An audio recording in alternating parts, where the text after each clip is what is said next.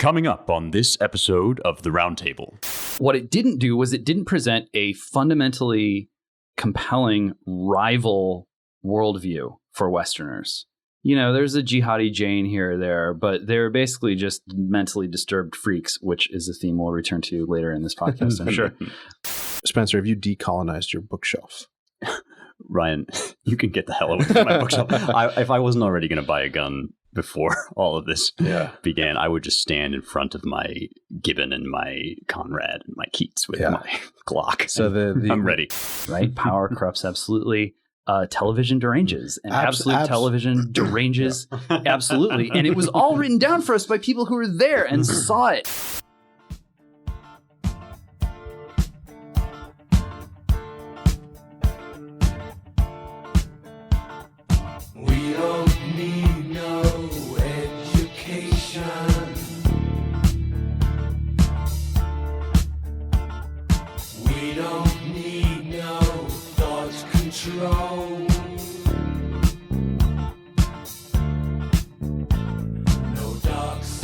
Welcome once again, everyone, to the Roundtable, the Claremont Institute's podcast with the editors and publisher, yours truly, Ryan Williams, of The American Mind. I'm joined, as always, by James Pullis, executive editor of The American Mind, David Barr, managing editor of The American Mind, Spencer Clavin, assistant editor of the Claremont Review Books and The American Mind. Alas, today we have no Matt Peterson. He's up north at a previously undisclosed location, celebrating his 15th wedding anniversary. So congrats, Matt. Congrats, Mary. Hopefully you get some nice R&R, some good food. You're up in semi-free California, around Napa.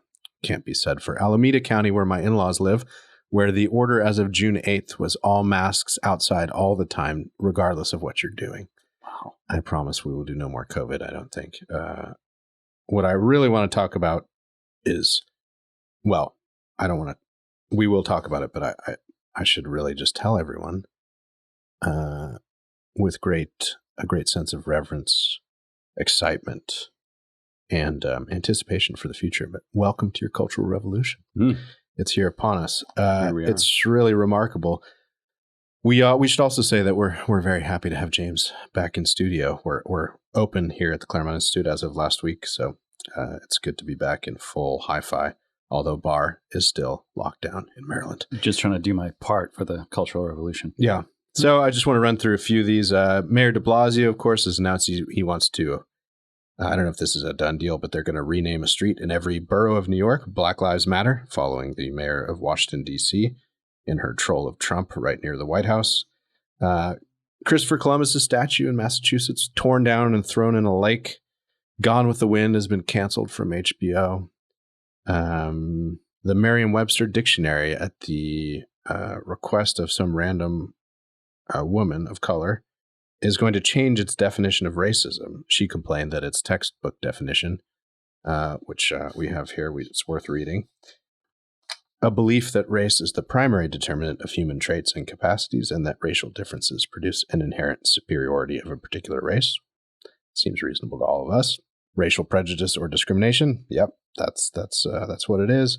Or a doctrine or political program based on the assumption of racism and designed to execute its principles, or a system, social or political, founded on racism. That's fine.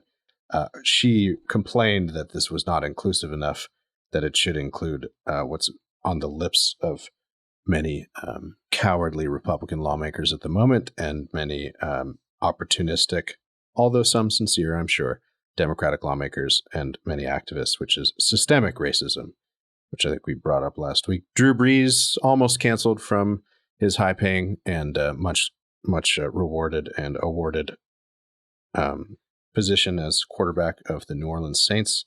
He said he didn't really like people kneeling and disrespecting the flag. His black teammates called him out on social media, as these things go these days. Very predictable. Drew Brees, I think, apologized about 3 times, and his wife apologized as well, confessing their white privilege. Drew is a great man, a wonderful, was a San Diego Charger. Those of you who follow football will remember, a team near and dear to my heart. And he's a great philanthropist in New Orleans, was in San Diego as well. It's just a shame that his name's being dragged through the mud for perfectly predictable reasons these days. And then finally, not quite finally. There's more. Please. This James gonna have something to say about this. This producer in New York, Marie Sisko, decided that her the theater outfits around New York, of which there are many, many of them were insufficiently vocal about their commitment to Black lives. So she created a Google Sheet document to distribute that detailed who was quiet or silent about Black Lives Matter and thus should be called out, and the demographic makeup of their staff. So how many people of color they employed, et cetera, et cetera. You all may have seen senators. I mean, we could just go on for the whole episode of this. Senators kneeling for 9 minutes or so with kente cloth draped around their necks. It's my personal favorite. Yeah, irony of ironies, it turns out the tribe that makes kente cloth were slavers back in the day and made money off of it. But, these details won't get in the way of a good photo op. It's just another reason to laugh at the irony of life and politics. And then finally, I'll just end with this and pull one quote from it. NPR ran a thing about this. It's not the first we've heard of it, but Spencer, have you decolonized your bookshelf? Ryan, you can get the hell away from my bookshelf. If I wasn't already going to buy a gun before all of this began, I would just stand in front of my Gibbon and my Conrad and my Keats with my Glock. So I'm ready. The decolonizing your bookshelf, this notion that, if you just have a bunch of white authors, you're part of the problem, not part of the solution. I just wanted to pull one sentence from it because it's illustrative of the confusion, intellectual and syntactical and vocabularial, forgive me, going on here. And the one quote is this: have you considered that if you identify as white and read only the work of white authors, you are in some ways listening to an extension of your own voice on repeat? Now, first of all, I challenge the second premise in that, which is that all white voices speak the same. Anyone acquainted with literature know that's ridiculous. But what if I'm white and I don't identify as white? Haven't I solved my colonized bookshelf problem? So the whole thing is just insane. And I think it will only get worse before it gets better. But it makes for good podcast fodder.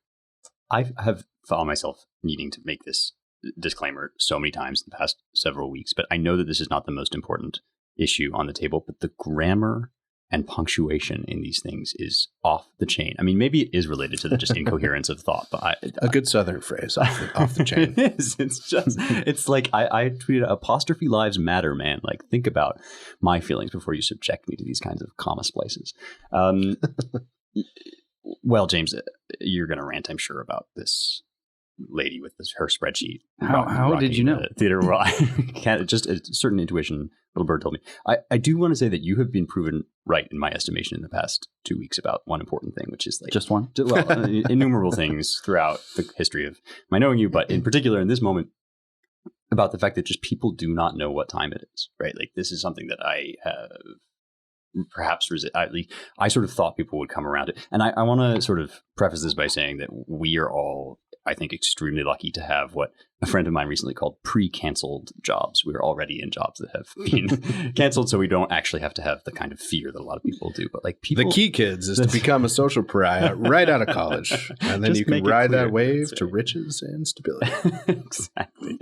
Well, it's true that they're not just tearing down statues in Oxford; they're tearing down the Oxford comma itself. It's really a misfortune. Oh, the humanity. Winston Churchill wept, which I'm sure we will get into later on. It's true though that the grammatical issue is real, and the dissatisfied lady who put together the spreadsheet that shook the theater world, as the LA Times reported, was among her many dissatisfactions were that the theaters that did respond with messages of solidarity with Black Lives Matter all too often, as the piece says, submitted these problematic statements because often they were perceived to have come from a place of shame and felt slapped together and hollow. So believe it or not, unlike the PR announcement from Gushers Candies about thinking Black Lives Matter is important. That's right. And so, so we know like what the new definition of racism is becoming, which is a failure to evince adequate sincerity and enthusiasm in adopting and evangelizing anti-racist thought as promulgated by people who want to abolish the police and become the new police. Mm-hmm. That is the new definition. So not only do you have to issue a statement, but you have to issue a statement that does not strike those agitating for you to say what they want as slapped together and hollow. So, why is this happening? I mean, there are obviously a few factors going into the soup here. But I was put in mind as I read this sort of sad update on the state of theater in America of something that Peter Thiel said not long ago about the phenomenon of so many Silicon Valley types becoming interested in political matters, wading into political matters. And basically what he said was, Silicon Valley stopped innovating and people got bored with stagnant technology and they decided to start mixing it up in politics. What it seems to me is happening, and as someone who has like written hundreds of pages of unpublished novel, someone who has been in like multiple bands, someone who's been in like student films, I have artists in the family. I've known and loved many of them. I think I have the personal credibility to speak the tough love and the hard truth, which is that in our digital age, the arts are increasingly irrelevant. It doesn't bring me great joy. And maybe, on a good day, I feel like there's a renaissance in the making. On a bad day, I think like orchestras are done. Theater is done. Nobody cares. Even Hamilton like becomes cringe and just fades into oblivion. Even J.K. Rowling is like not immune to being canceled, even though she is by at least one measure the greatest living novelist in the English language. Right. And so why is it that so many of America's creative class members, so many people who have devoted their lives to the arts, and I would even ecumenically include journalism among these arts, the humane letters, right? Why are so many of them radicalized and so insistent that they correctly perceive justice and that they must, in order for justice to be done, become the arbiters of the performance of justice, right? How is it that performance in art has become so deeply politicized? And I'm concerned. I'm genuinely worried that that the arts are no longer a middle class pursuit in America, and that so many people who were and a lot of them are millennials, kind of raised quote unquote right and given some advantages in life and sort of boosted out of the nest and expected to not to work some lame-o job like their white bread dad and sort of go on to have a sort of more well curated and artsy existence. And instead it's just become this kind of sad grind, and a lot of that energy I think is being funneled into a certain kind of radical politics that is making the creative class into the destructive class. It's really interesting. I just finished for the first time, I'm ashamed to admit, Michelle Houellebecq's Submission, which I had never previously read. I devoured it. I mean, it was like water in an oasis in the desert. And I was sort of thinking about why.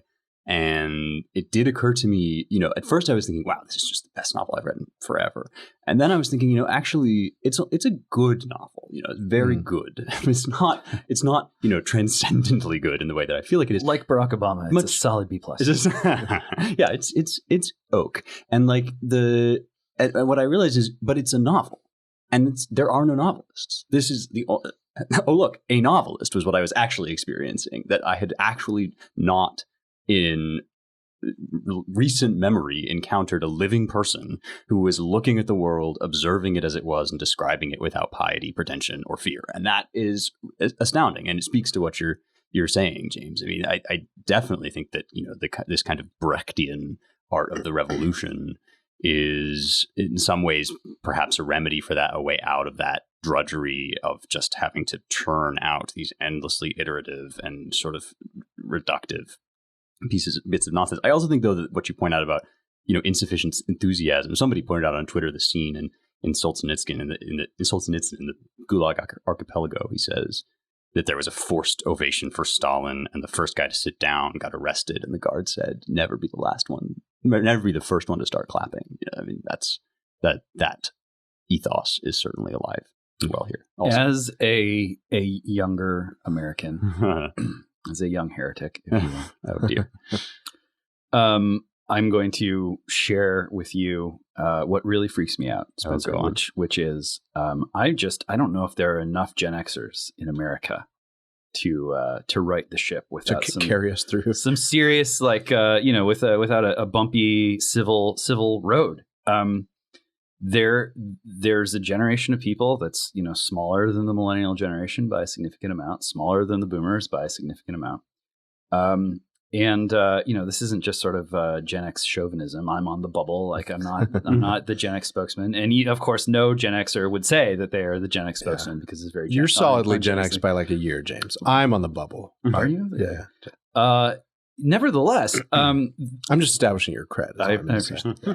Nevertheless, some important world events and cultural transformations went down when the Gen Xers came of age, and the cultural and social history of that changeover is, I think, being lost to the public memory.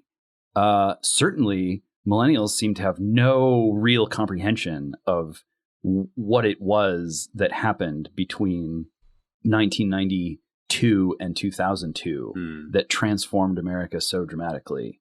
And the boomers are sort of like, oh, how much time went by? Understandably so, because they went through the real thing. And now we're getting this kind of, repeating as farce version, which we'll talk about when we get into Seattle. But they're just, there aren't any novelists and there aren't any artists that sort of command authority. They might be popular, but they're not able to just arrest people in their imaginations and channel things to them that they can't get anywhere else, which is what Ulebeck is so good at doing.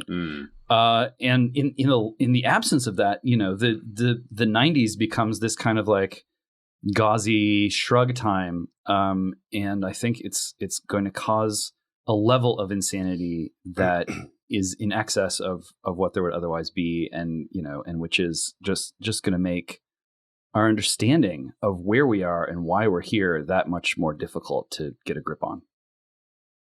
Well, what is it specifically about forgetting the 90s that is going to mess with us, James? So the 90s is when globalization happened for real. The America of 1992, 93, 94 was not a particularly upwardly mobile America. It was an America of the giant and sucking sound that Ross Perot talked about. It was deindustrialization. It was the slump out of the Cold War. It was like, wait a minute, where's my peace dividend? It was 99 Seattle was when a lot of us first saw Antifa, right? Yes. That protest of the World Trade Organization. The battle for Seattle. And I wrote about this stuff, 5-6 years ago. And the thought of having to say it all over again now to an even more clueless audience is very blackpilling. So I'm hesitant to do it. But the rise of Islamic terrorism presented certain major challenges to the American-led international order, as we were wont to call it. But what it didn't do was it didn't present a fundamentally compelling rival worldview for Westerners. There's a jihadi Jane here or there, but they're basically just mentally disturbed freaks, which is a theme we'll return to later in this podcast, I'm sure. But it was nothing like the 30s and 40s and even into the 50s and beyond, when you had real, true communists, card-carrying communists, as they said, died in the world, diaper baby, red diaper babies, Americans and British and other Westerners who were convinced that capitalism was not just unjust, but was a failed economic system, that it was scientifically wrong as a path to pursuing like a sustainable social order. Jihadism, Wahhabism, Islamism, whatever you want to call it, never, ever, ever reached anything close to that level. What did was, and we first saw it poke through in 99, was the battle in Seattle, where you saw a real homegrown, radical, revolutionary movement against neoliberalism, against capitalism, against all of the great isms that triumphed in the Cold War. Patriarchy's bad, capitalism is bad, imperialism is bad. Everything that the victorious West was ever associated with was bad. And what was going to replace it was a kind of bottom-up anarchist movement that, at this point they were able to coordinate their movements through technology in a way that police were not accustomed to. This is what allowed the disturbance to sort of morph into, something that was known as a battle in Seattle. And I think that the elite response to that was to adopt a stance of radical cultural appeasement, was to say, well, we're not going to convince these disenchanted young people. And this is 1999 when, the sky was the limit for globalization, for economic growth, GDP, and yuppies cashing in. The elite determined that they couldn't make the economy any better. They couldn't buy off these disaffected kids. So what they would have to do is they would have to start capitulating to them on cultural matters. And that is what they did for 20 years. And now it's now. And so what have we learned? Well, arguably nothing. But if only we understood the political history of the 90s and the cultural history of the 90s a little bit better, I think we would be better armed to understand why it's come to this. Mm-hmm. From rock the vote to drag Queen story, or something like that. That's right. Yep. Well, we should move on to our next segment. I'll just say that we brought it up last week, but I just wanted to punctuate the notion that I think someone, perhaps a think tank or even a political movement burgeoning on the right that is dissatisfied with current leadership on the right, just quickly wondering what you guys think of this, but don't you think a lot of hay could be made out of the simple message of you're either the party of kneeling or the party of standing up? There's just something, I don't know what it is. I don't mean to mention either party really, because that's a mixed bag even across those two parties, or especially across one of them, with sort of half of it capitulating to the mob and half of it not sure what to do. But it just seems to me this notion that entire demographics of Americans, fellow citizens with the other Americans, should kneel somehow in penance for crimes committed by, or injustices committed by generations long gone. It just does not bode well, and should have a certain resonance, I think, with normal America, and just utterly rejecting it. Well, we could certainly do with some kind, please, God, of some rhetorically bold stance that was inspiring and interesting and could be stated in a few words. I mean, we have been so gulled on the right about this because we, in general, tend to value sort of care and civility and attention to argumentative detail, so that we're constantly qualifying our statements and constantly kind of, pulling out our charts and pointing at, well, in fact, what the facts indicate, which of course is all to the good and all to be endorsed. But we simply, and this goes back again to, people don't know what time it is. We simply have not yet grasped that the time for that sort of qualification is not now. And the actual way forward, as you say, Ryan, is something along the lines of, look, you either kneel or you stand. I mean, that's really what you're talking about, right? Stand up, don't kneel. Yeah, honestly, I mean, how hard is it to say that? But we can't. We just have to be like, well, of course, a long history. Well, in some ways, after all, I am a bit of a squish. I just, I don't know. It's too easy for me to relate to other people in some ways, or at least, the feeling of being in sort of a predicament, or, just finding yourself in a situation you don't want to be in, and you got to do something. You are a decent and empathetic man, I appreciate your vouching for my personal character. So when the kneeling first started, I was not outraged. I do not think that it is very civilized to put too much emotion into professional sports. I know this may offend some people in its own right, but if some guys feel like not standing for the flag in a sports game, and it's on TV and it's kind of theatrical, but I'm not. It didn't seem to me that there was very much at stake at the time for me personally, or for the future of the American regime. People get ornery about things, and if it really matters that much to them, they don't want to stand. Fine, we have a history of conscientious objection and all that, and the atheist kid gets to sit outside, or that doesn't bother me. And it didn't bother me because you were opting out. That was what it was all about. The kneeling that is now at play is the inversion of that. It isn't about opting out. It is about showing a morally compulsory form of submission. And if you fail to kneel, then there's something wrong with you, rather than it being, well, it's, if they kneel, fine. Maybe it's slightly disrespectful, but ultimately, like, this is America. And the way in which the kneeling has transformed its character into the opposite of what it once was is galling to me personally. I understand why people are doing it, but you can't think that it crosses over in the same spirit with which it was begun. And I think that people who don't see the distinction that I'm drawing are going to be shocked and disappointed at the reception that they're going to get when they try to, we have freedom of religion in America, and what we have on our hands is a new kind of religion that's kind of spiritual and kind of Gnostic and kind of secular. People should be free to practice that religion. As if they feel really guilty for something that they didn't do and they want to ask like the nearest black person for forgiveness, like, go for it. And probably, the nearest black person will probably go like, okay, this is weird. All right. Sure. Like, it's not bad for Americans to awkwardly forgive each other when they are feeling not so good. That's great. That's generally speaking, that's like a good for our souls. Even if it's a little strange, it's still basically good for our souls. But you can't force people to do that.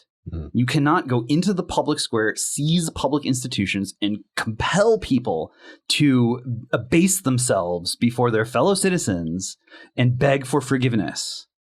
It's actually, it's a tremendous point. You're reminding me of T.H. White, right? Everything which is not forbidden is compulsory, and the once and future king is the totalitarian principle. But the fact that you are gesturing towards is really important, that we are actually, if you step back a moment from the heated rhetoric that I was just myself espousing, so I don't want to, disavow that entirely. But if you do take a step back, we are actually confronted in this country with an incredibly thorny, difficult problem, which takes, as many people have noted, the structure of original sin, the structure of having encoded into your DNA the history of this terrible thing that you did one time, or that somebody long before you did one time, and now you didn't do the thing, but you still live with the after effects of it.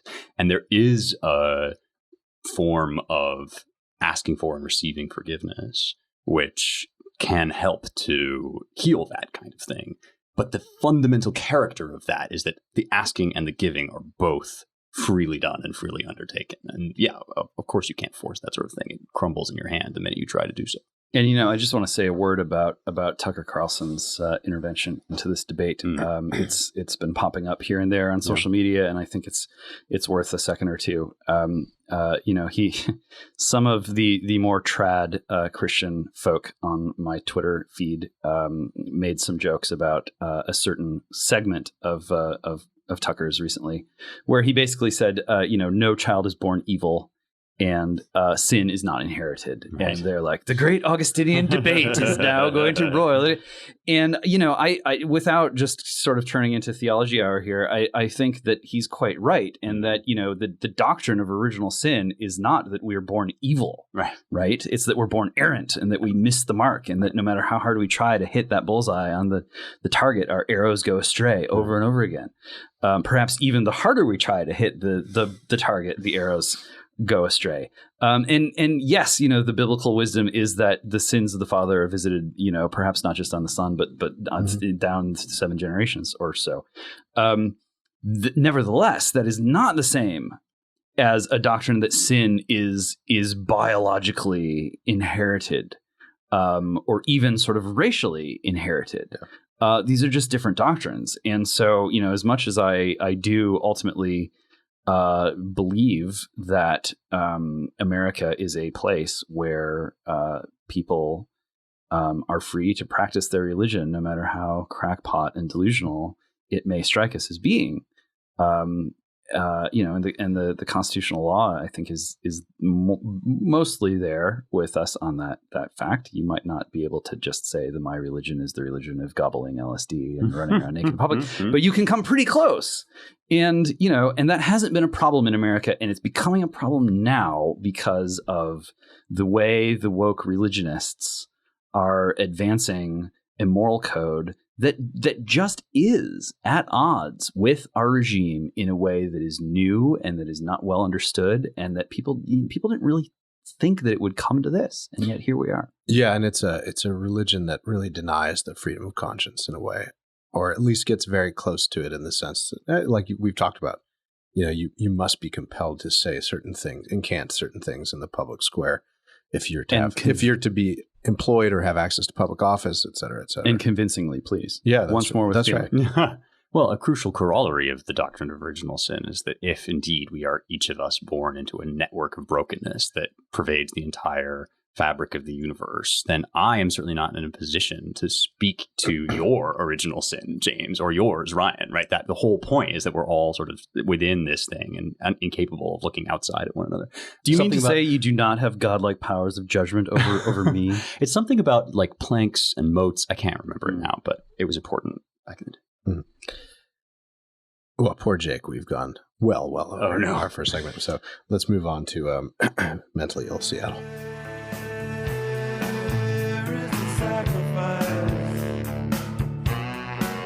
And tell me where is the pain?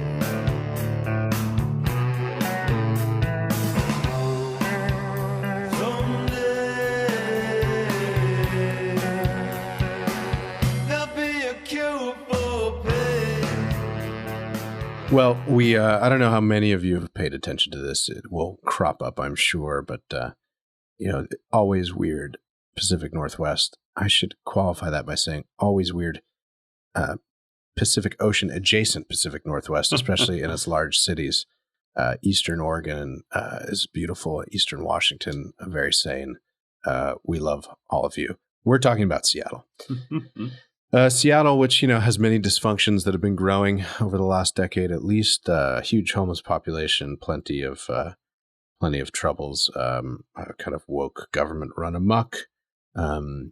Chris Rufo, one of Claremont Institute's Lincoln Fellow alums, works for the Manhattan Institute now and writes about a bunch for City Journal. Chris actually, I don't know if you guys know this, but ran for city council right outside Seattle and had to basically withdraw because Antifa started going after him and his family, and it was getting pretty nasty, and he decided it wasn't worth the cost. But in Seattle, we have this thing which goes by the acronym of CHAZ, the Capitol Hill Autonomous Zone, where you have a motley crew of Seattle residents and denizens taking over a few city blocks and declaring it a free zone and issuing a series of demands like abolish the police, reparations in the form of free college tuition, de-gentrification, et cetera, et cetera. And it's a very odd phenomenon. There's already it seems their warlord has already emerged, an imposing local rapper. I forget his first name, his last name, Simone. Raz Simone. Raz Simone. Raz Al Tool. That's good. That's a Batman reference, Nolan Batman reference for you guys. For those paying attention, yeah, he's going around beating people up and generally imposing his will, carrying an AK-47 and has a few henchmen. I mean, anyone who's a student of quasi-states of nature is not surprised at this development. The very odd thing is that we have this little pocket of the state of nature, not in a terrible, South LA neighborhood or, Bronx sinkhole, but in Seattle, of all places. It's just, what to say. I'll just say this. If you look at the assortment of people in some of these pictures, it's clear that, it looks a little off. There's a bunch of men in dresses. It's what you would expect to see at a random gathering of listless, religionless, woke millennials and Zoomers who are trying to find meaning in street organizing, I guess, and who have been fed relentless propaganda about gender as a social construct and all the rest of it. So it's this interesting little fishbowl that we can all look at and see a lot of our pathologies on full display in the context of the latest conflagration in our culture war, which is George Floyd's death and the riots and protests and et cetera. Because they're all live tweeting. Right. That's we all can see it. The autonomous zone. And, the tweets are making the rounds. You got people complaining that they're sort of trying to prevent sexual harassment from their bunkmate. And, one time I told you to stop and you cried and got all depressive. It's like every kind of weak point in the cultural lattice work of America is being put on display. I mean, you have at least one person in the zone apparently just started tweeting about how they were convinced that they're a serial abuser and that they're going to peacefully end their life so they don't hurt anyone else.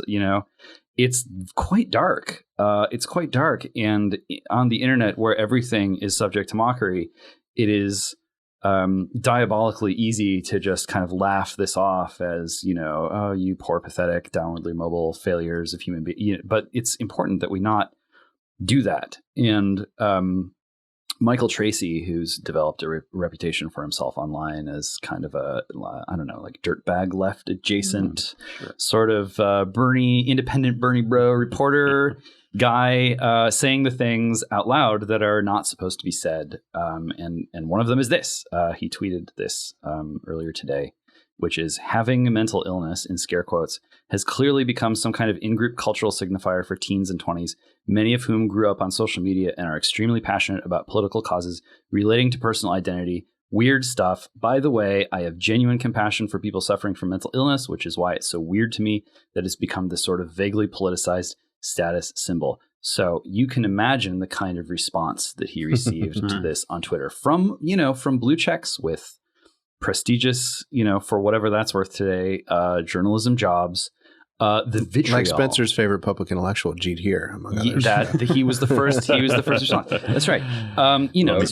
Just a gigantic FU was basically the response. No countenancing of the claim. No willingness to sort of perhaps there is a problem here that supposedly we live in a world where we're supposed to be destigmatizing mental illness. And I mean I've felt mentally ill at various points in my life. Sometimes bad things happen to you. Sometimes you have a rough patch. Sometimes beloved people die on you or betray you. Like, life is rough, and there are periods of time when you're not in a good place.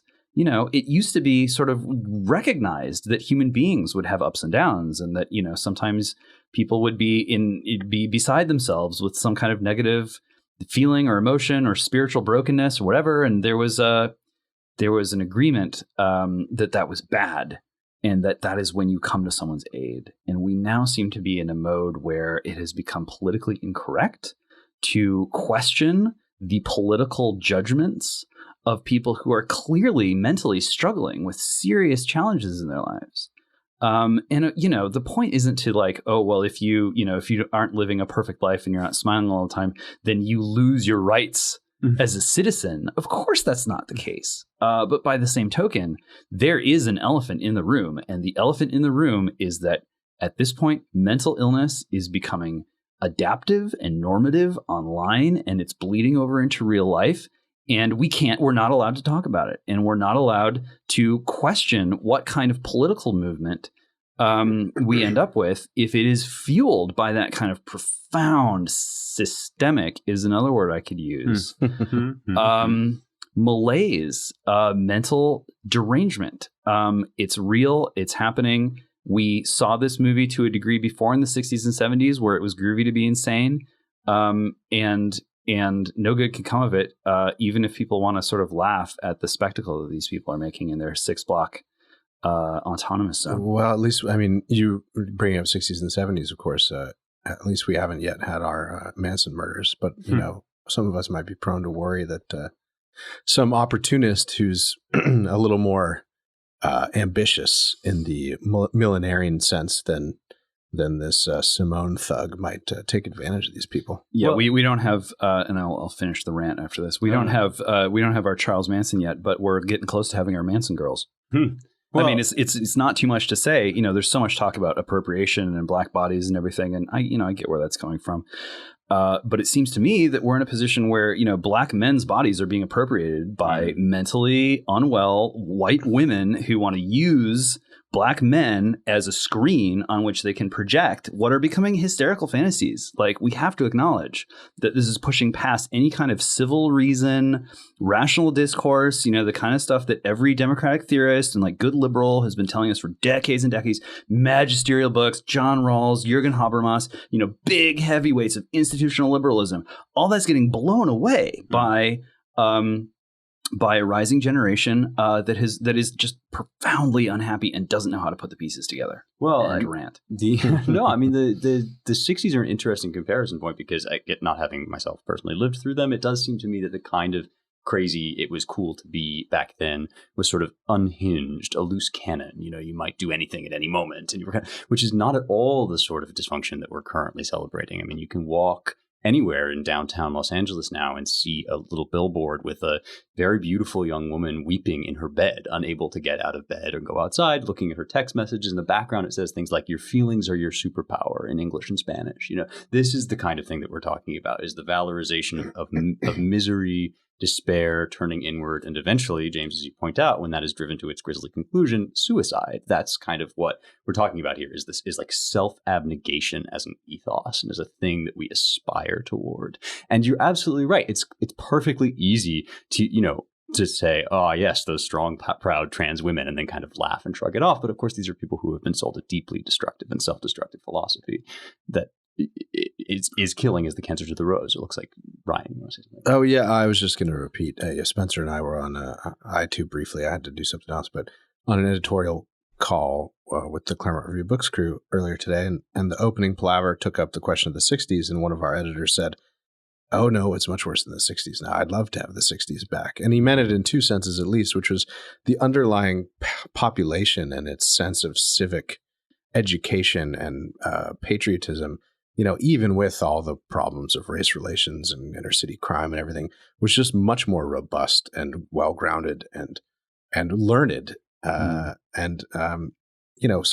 in a way, 67, 68 were terrible. I mean, multiple political assassinations, riots where a lot more people died. I mean, I think in one weekend, 35 people were killed by cops in 1968 or late 67. So, but at the same time, our civic health back then, in a way, was much more robust. And that may sound a little paradoxical, but I think one of the many data points in which we say that we're sicker today is the one that James brings up, which is, driving a lot of our public messaging, our HR departments at Fortune 500 companies, our mental health institutions, is this kind of hysterical inability to deal with real life in all of its manifestations, not just in race relations, but as James points out, in how we ought to think about men and women, what we ought to do with our lives, who we ought to marry, who we are. I mean, we've got a lot of work to do, that's for sure. The other thing over which, I have been just haunted by this notion of the tragic sense of life that, if you can kind of grieve over the state of the world, then everything makes a little bit more sense. And the other thing that causes me a bit to weep as I survey these various news stories that you brought up at the beginning, Ryan, is just the basicness of it, the rudimentary political philosophy 101 of, well, if you start a zone of lawlessness in the middle of a major American city, the first thing that's going to happen within a couple of days is you're going to get a warlord, right? I mean, that or is a aspiring warlord, exactly, somewhere in between LARPing and actual warlording. Yeah, right. I mean, it's also painfully obvious to those of us who have been even a little bit lucky enough to be schooled in the great traditions of thought about how these things tend to work. And there would be no greater vindication of all of our ideas if it weren't for the fact that, we're on the outside sort of screaming into the void. It it is tragic in a sense that these people are consigning themselves, doomed to live out, and the other thing, of course, that's coming up now is anti-Semitism, which is like, oh, yes, good. Like, how long did it take before a kind of wanton access to violence led to Jew hatred? I mean, that is just like, it is painfully predictable. It's the soil in which it grows. Yeah, right, exactly. And once again, the collapse of cultural literacy and the loss of our cultural patrimony, I'm not going back to like, oh, they tore down the Gladstone statue. Right. How sad that no one remembers the great battles between Gladstone and Disraeli, right? Like, I'm not even going to that level. I'm going to like, hey, remember 50 years ago when the exact same kind of things were going on, and like real disciplined American artists wrote novels and made records about the unrest and tried to process it at an intellectual level that was meant to endure. That stuff is gone. And so, I was a moody person in the 90s who wasn't, and even at that late date, there were artists like Marilyn Manson who were dedicated to the discipline of being a high level artist, someone who others were not like, someone who was entitled and had authority in virtue of their discipline as a total artist, to say things and act in ways that ordinary people couldn't. You couldn't just say, well, I can recite the liturgy correctly and with adequate passion, and therefore I deserve the microphone. Give me the friggin' microphone. Artists still had that kind of cultural authority. And so when I was confronted by the autonomous zone in Seattle, of course, where did my mind jump to? It jumped to Thomas Pynchon's novel Vineland, which was his look back at what went wrong during the 60s and how it brought America to the point of the mid 80s, which is when this novel was set. It was published in 1990.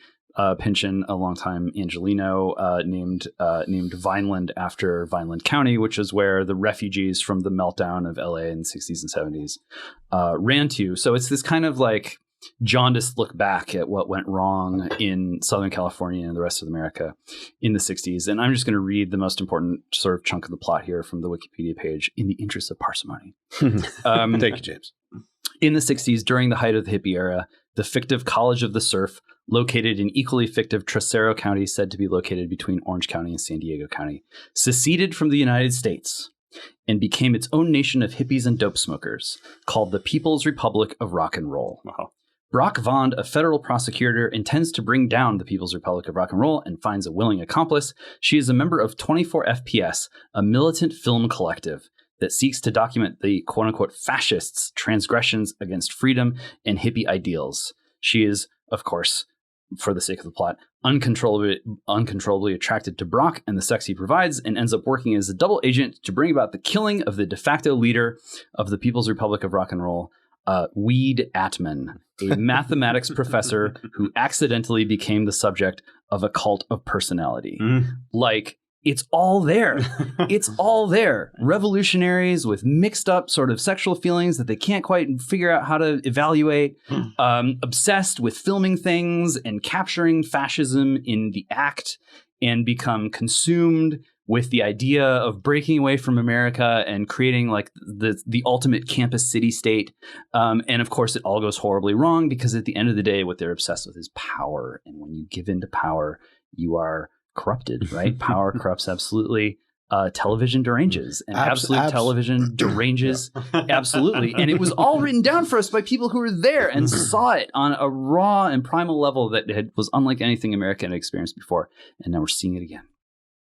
Yeah. So Thomas Pynchon. Yeah, we're seeing it again without the benefit of real artists. You know, we have a class of failed artists who feel older than their age and feel like they've run out of road. And they feel like the thing that they were put on this earth to do, which was to be true artists, is now something that they can't do, something that there's no room in the culture for anymore. That you know, it's like when Nietzsche writes about, you know, how do we drink up the sea? We're sort of falling in all directions, this kind of profound disenchantment. You know, it's like the disenchantment of Disneyland America. We didn't have the disenchantment of Christianity that Europe had, but we're having this new disenchantment with the sort of cult of self-esteem and limitless imagination that took over America as Christianity lost its grip on the public imagination. So there has to be some connection here. I mean, James, you're talking so eloquently about the sort of loss of history and of recent history, right? I mean, it's not the 1800s, it's the 90s that we are kind of like wish we could recall. And there has to be some connection between that psychologically and this ongoing sort of damnatio memoriae, this constant erasure of various offensive figures from the past and various, we're going to get to Winston Churchill, but as you alluded to a number of others, right? The tearing down of Confederate statues. Is this, I mean, I hesitate to sort of give a Freudian psychoanalysis of people whom we are in general on this show kind of feeling a great deal of empathy and sadness for. But is that what's going on? I mean, why are we, in the same time as we're forgetting what any history, even recent history, means, are we also engaged in the erasure, the wholesale erasure of history on the basis of various sort of ideological principles? Well, my view is that before digital came along, we were in a world that was defined by our imaginative faculties. If you became an expert in the imaginative arts, you ruled in America. And because you ruled America, you ruled the world. PR, ad agencies, Hollywood, rock and roll, all of it. And the transformation of knowledge work, which seemed for a while, starting in the 50s, the man in the flannel suit, he's this alienated and abstracted individual who sits in an office somewhere and knowledges into a file folder, and then by the 80s you're like knowledging. Sounds dirty somehow. You're knowledging into like a Lotus 123 spreadsheet, right? And then by the 90s, you're like starting to knowledge into the information superhighway, or of course into academia, which is becomes this huge growth industry. Why did it become a huge growth industry? In part, it was because adults needed jobs to knowledge into, and because kids who were encouraged to rise up to the upper middle class. It wasn't going to happen by doing manual labor. It wasn't going to happen by becoming, pirates on the high seas or explorers or good family, men or women or whatever it was, or volunteering for your community. You would do that just so you get a line on your college application, and then to hell with those people. Right. What you wanted to do is you wanted to like knowledge into the internet or knowledge into a corporation, and what that turned into, because it was unsustainable, was it turned into a fantasy economy. It turned into academics writing the most, recondite prose that was totally unglued from reality. You went from Foucault writing about the production of knowledge and how that was kind of a bad thing, to Judith Butler writing about whatever she sort of deliberately creating a vernacular that was impenetrable to other people in order to manifest this kind of hierarchy where you could be a self-appointed police person of other people's thoughts and words. And so I don't think there's anything wrong with turning to a kind of Freudian or semi-Freudian frame of reference. Matt Crawford, who is friendly with the Claremont Institute, I think I'm safe in saying, he has a new book out, which is his Toward a Philosophy of the Open Road is the subtitle. And he wants to kind of talk about why the fantasy of a self-enclosed and purified soul or self is dangerous and confining and bad for us. He just suggested to me earlier today, he said, read Howard Schwartz on The Pristine Self. You need Freud to understand these things. That's probably a story for another podcast, probably not this podcast even.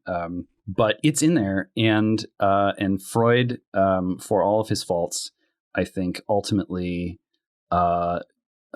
believed that what he called an analytic attitude was the only hope of people who had become completely disenchanted and secularized.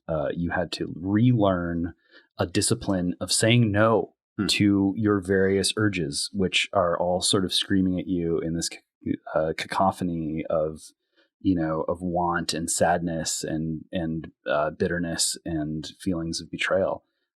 Freud's heirs, from Jung to Reich and beyond, Jordan Peters. Well, yeah, they Yeah. they rejected Freud's teaching. And they said, no, in fact, you have to have faith in something bigger than yourself. And that led the way to the kind of institutionalized emotivism that is just wreaking havoc right now. No one knows how to stop it. That book that James referenced, the first title is Why We Drive. And of course, some of you who may recognize Matthew Crawford's name, his breakout book in a way was Shop Class's Soulcraft, an inquiry into the value of work. Relevant because despite what we've been taught, there actually is a nice road to the middle class now if you do a few very specialized manual jobs for which there is high demand, like underwater welding, riskier, but both risky jobs, oil sands maybe have taken a little bit of a hiatus given the crashing cost of oil. But, and the evolution too, James, of knowledge jobs in the academy. So step one was a bunch of abstruse,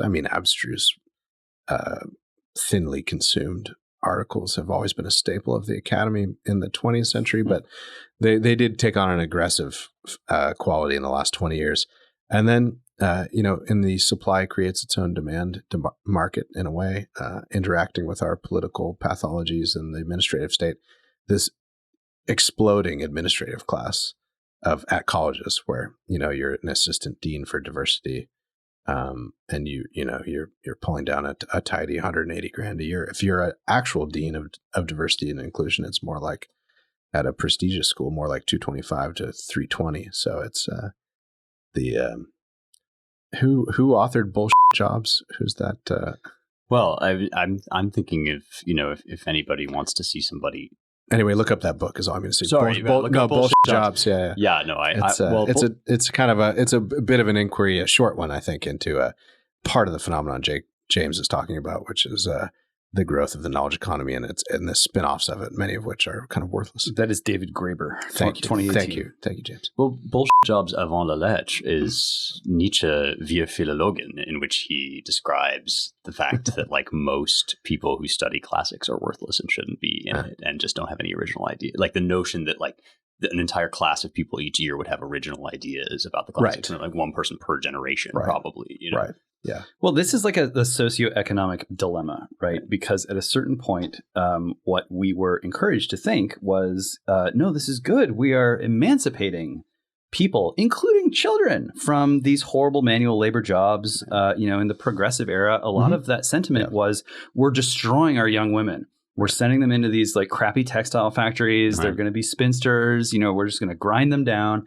It's the same sort of thing is happening now, where young women who were raised in nice suburban homes and sort of followed their father's lead, sometimes perhaps a bit begrudgingly, but ultimately, surely, he's right that I should go to the best college I can get into, and then I can, maybe live a little bit more independently than I was able to living in suburbia, where everything conspires against your independence, even if you have a bicycle, depending on how master planned your community is. It's all very understandable. But then what do they end up doing? They end up grinding away their 20s and 30s in these totally unglamorous jobs in declining industries like journalism. Even more of a shill to the man than even their fathers were, who had to put on their suit every day and do the commute into the city and come home, whacked out with nothing to offer to their families.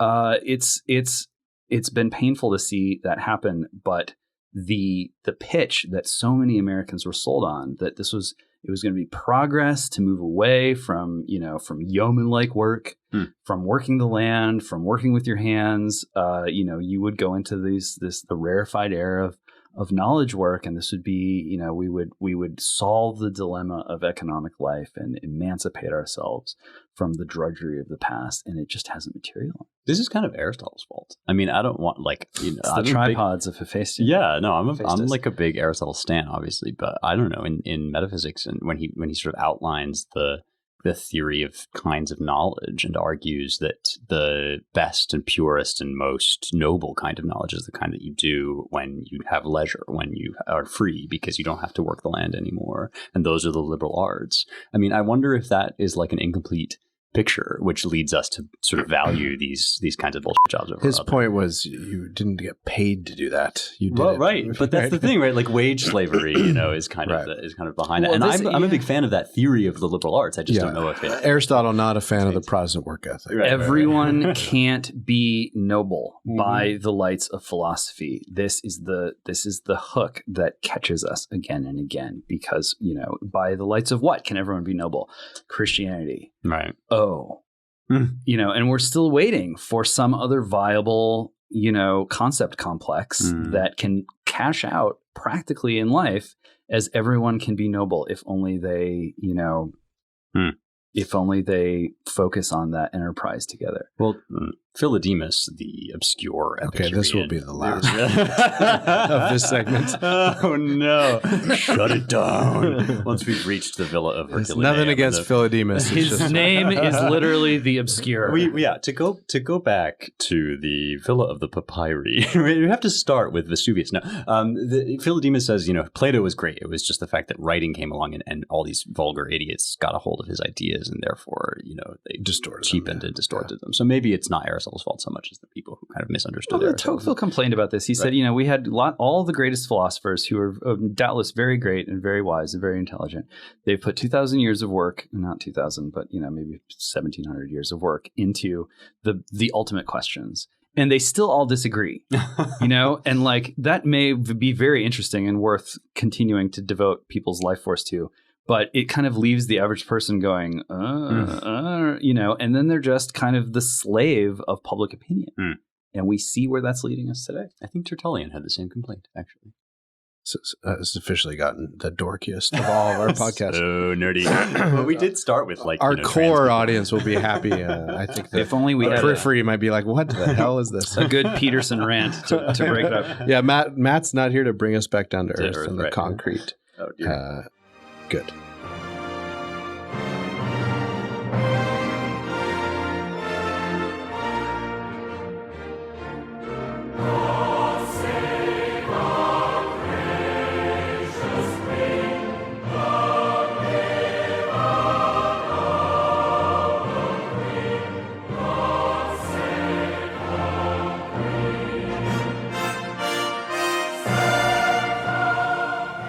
With a crisp and punchy segment going over Spencer's joking. It's really punchy. Sorry. I don't know if we're going to have to edit this out, but I just choked on my whiskey. Spencer just saw a mistranslation of Isaiah. I'm horrified to discover that the call imperfect is being mistranslated. Fittingly, in our final segment on Churchill, Spencer nearly chokes to death on whiskey. No, well, I will take this opportunity to dispel an often bandied about myth of Churchill before we get into the real Churchill, which is that he was a drunk. Not true. It's a false and slanderous statement. Churchill liked the stimulation of booze, but people would say, oh, he'd drink all day. But, our friend Larry Arnn, who knows Churchill better than most, would say, yeah, he'd pour a little bit of brandy and some soda in a glass and fill the glass all the way up and drink that for 4 hours while he was working. But he was perhaps occasionally drunk late at night, and he entertained nightly. There's this interesting book out recently that everyone should check out. I forget the title of it, but it's something about the champagne is in the title, but it's about Churchill's, at least 3 earned and then lost fortunes, including, this is a lot of these details are in Andrew Roberts' new biography too, that, if you were part of the politically involved aristocracy, like Churchill was, you had to make a grip of money to be able to support your entertaining lifestyle, because you were basically running a quasi hotel, for half the year when you were entertaining in the off season, et cetera, and had this procession of people through your home. So if, like Churchill, you were not that wealthy by inheritance, you had to make it by hook or crook. And this would appear to be No More Champagne. Churchill Thank you, James. and His Money James. by David Lowe. Yeah, No More Champagne. And then one of the wonderfully entertaining virtues of Andrew Roberts' book is that he he loves gossip, and he loves to talk about how much Churchill was spending to entertain, as just a nice embellishment to his larger thing. But we want to talk about Churchill, well, first because he's a great man and he's being run down and we should address it, but also the nature of the rundown. So some of you have seen video or pictures, I'm sure, of Churchill's statue being defaced in London. Someone crossing out his name in spray paint and writing, "Was a racist." A tremendous example of the semiotic dissonance that is going on with the grammar of these movements. Yeah, why would you cross it out if you finish the sentence? Right, It's ridiculous. You just leave Churchill and put "was a racist" underneath. I even saw a nice middle-aged, trim man with an excellent mustache go over and kick a bunch of the signs away from the bottom and tear a couple off the statue, and then vanish back. He did it quickly because he knew he might meet the wrath of the crowd.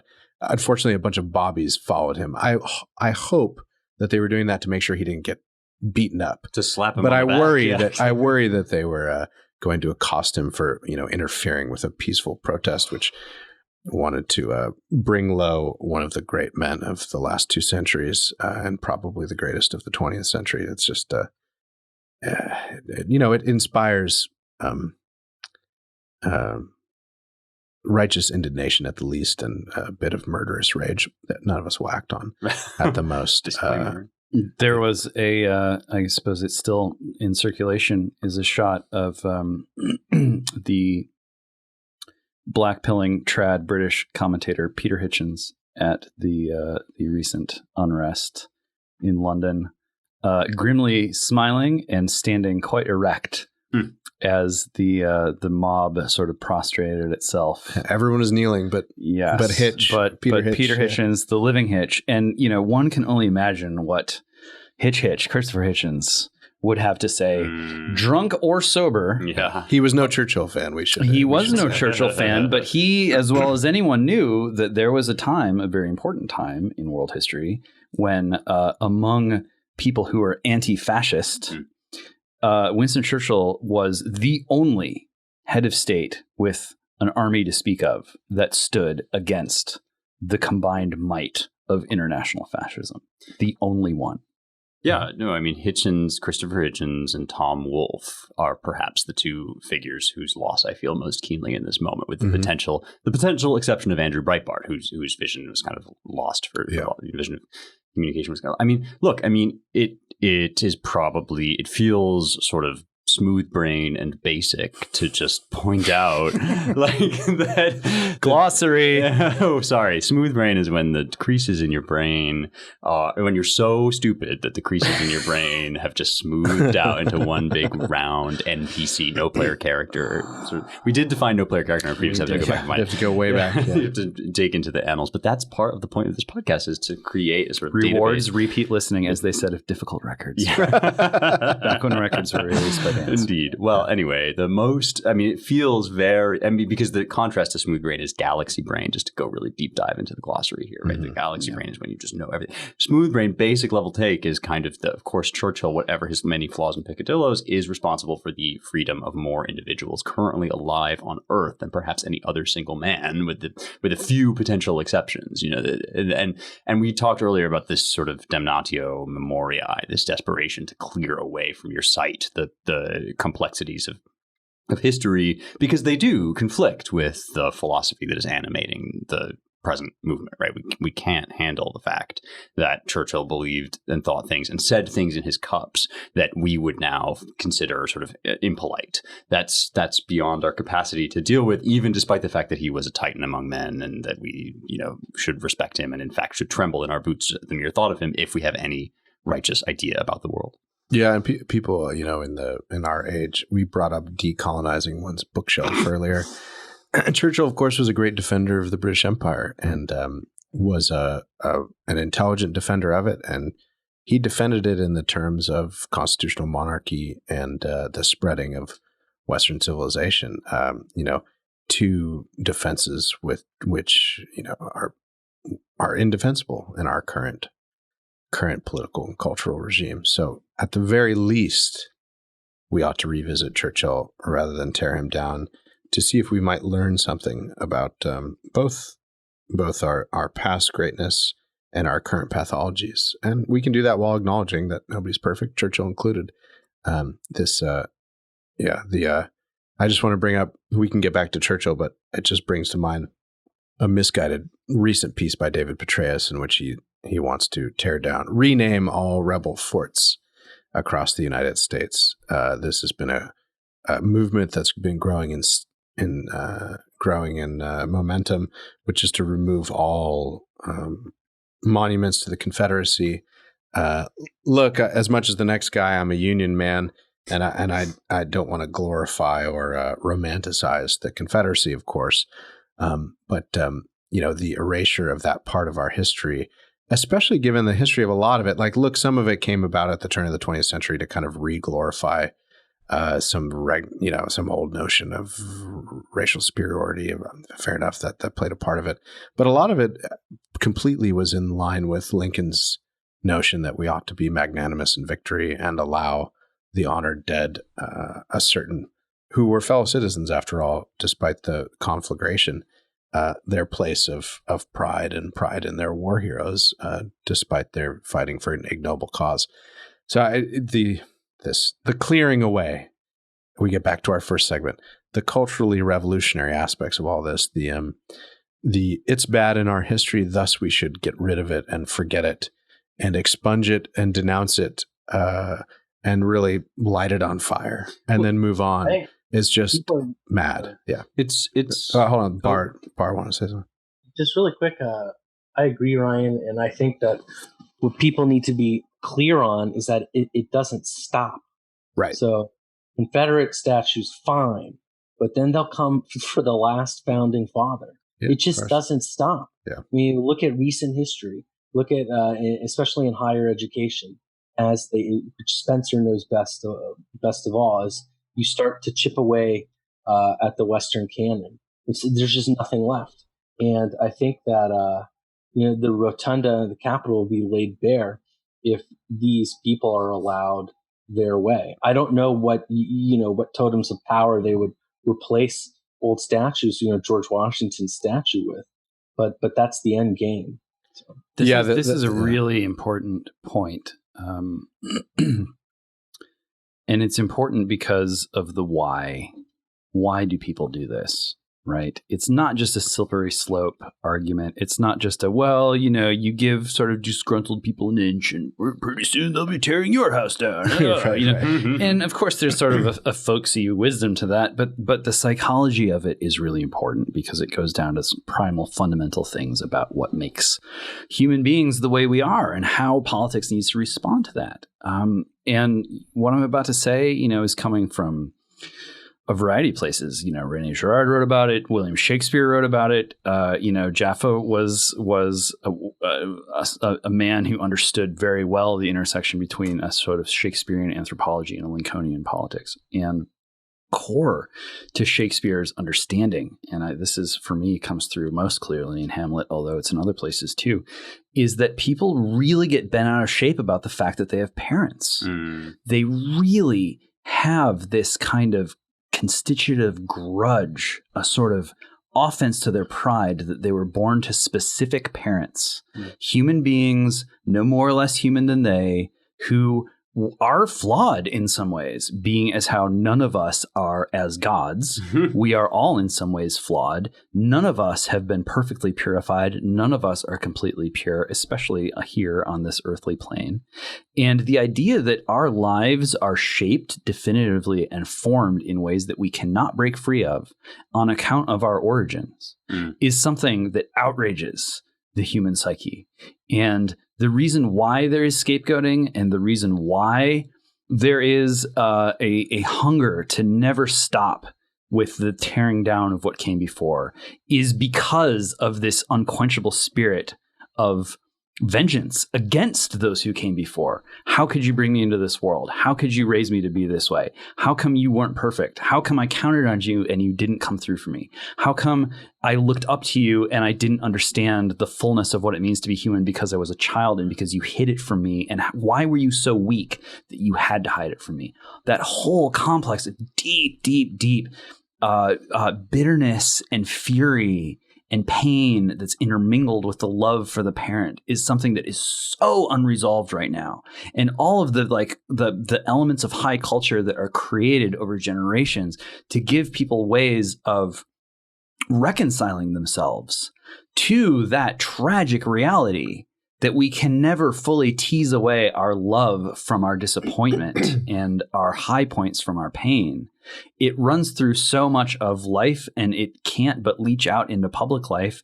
And it does go all the way up into politics, as Lincoln well knew, where chastened in the second inaugural, he said that if the war is over, but if we're ever going to be Americans again, we have to find a basis of forgiveness in order to move forward.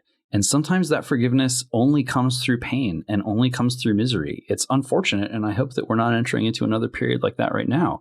But Lincoln's hard-earned wisdom was that kind of Shakespearean wisdom. And on the one hand, it is why we should be concerned that the tearing down and the vengeance against the past and the willed ignorance and forgetfulness will spread out of control. But I hope at the same time it's a reminder that it doesn't have to be that way, and we're not faced with some irreversible and inevitable cycle of decline and destruction, which sometimes, our more black-pilled friends do seem to believe. To tie a couple of our segments together in a way, we should remind ourselves that while the Seattle Free Autonomous Zone folks want free education at the collegiate level in which they'll learn a bunch of useless stuff, Lincoln's education in the backwoods of Kentucky consisted of the Bible and Shakespeare, and that's about it. And the second inaugural, if you haven't read it, go do it. I agree with our senior fellow and often fellowship, regular fellowship faculty member Lucas Morell. Is the greatest piece of American political rhetoric without much contest.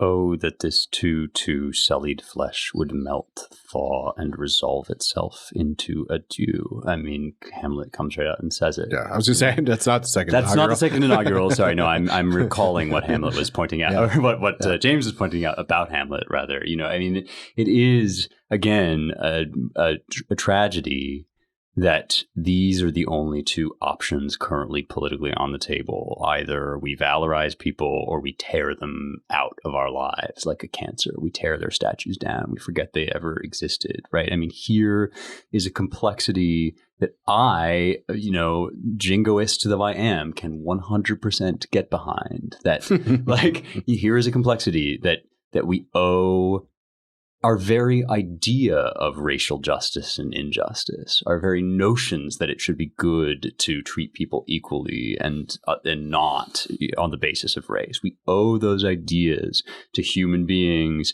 who did not themselves live out the implications of them in every case, right? That is a tragedy. It's a terrible and difficult thing to reckon with. But the idea that the only way to handle that is simply to keep the principle, to keep the sort of high abstract idea of equality, that all men are created equal, and then to imagine a way that the men who wrote those words, is precisely to kind of just shrug off the entire difficulty that James is indicating, which is the difficulty of humanity. It is Hamlet's problem, and there's no escaping from it.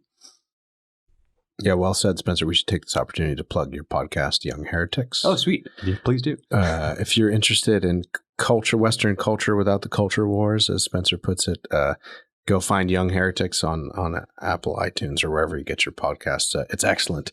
I think you've got 3 episodes in the bag now, or the 4th almost. The 4th is out. The 4th now. The deep dive into Plato's Symposium is now out. So the first was Troy and Achilles. And the Iliad. The second was Isaiah. It's whatever you the book want of to call Isaiah. it. Right, yeah, exactly. Yeah. The third was I've listened to them all. So I'm touched. But I can't remember. It was Actium. It was Barry That's Strauss right. on Actium. Barry Strauss on the Battle of Actium. Yeah. Cleopatra, Mark Antony, Octavian. And then coming up on Young Heretics is C.S. Lewis, which is an episode I'm very excited about. Nice. Right. And then soon I will record the Aeschylus episode. Jumping around a bit. Around, yeah. No, I mean, the other thing is there'll be series. So the Aeschylus is like the first of many series. I'll just come back to him over and over again. But, Good. And while we're doing some housekeeping, I must apologize. 2 episodes ago, I implied, Jake has rolled his eyes at me and said, wrap this up. I implied that Scorsese directed The Godfather. I apologize to the estate. Well, the estate. Francis Ford Coppola is still alive, and his whole excellent oeuvre. I apologize, Mr. Coppola. It's just a slip of the tongue. But with that, we should conclude for the day. Good to see you all back in the studio. Thank you all for listening to the Roundtable. If you want to learn more, visit our websites at americanmind.org, claremont.org, and claremontreviewbooks.com. Don't forget to rate, review, share, and subscribe on Apple Podcasts or wherever you get your podcasts. Thanks to the production and engineering crew, Jake Gannon and Annalisa Lee. Thank you all. Talk to you next week. And it was guided by the most fearful spectre to ever sit in judgment over good and evil, the Grand Inquisitor, Torquemada. All pay heed. Now enters His Holiness Torquemada, the Grand Inquisitor of the Spanish Inquisition.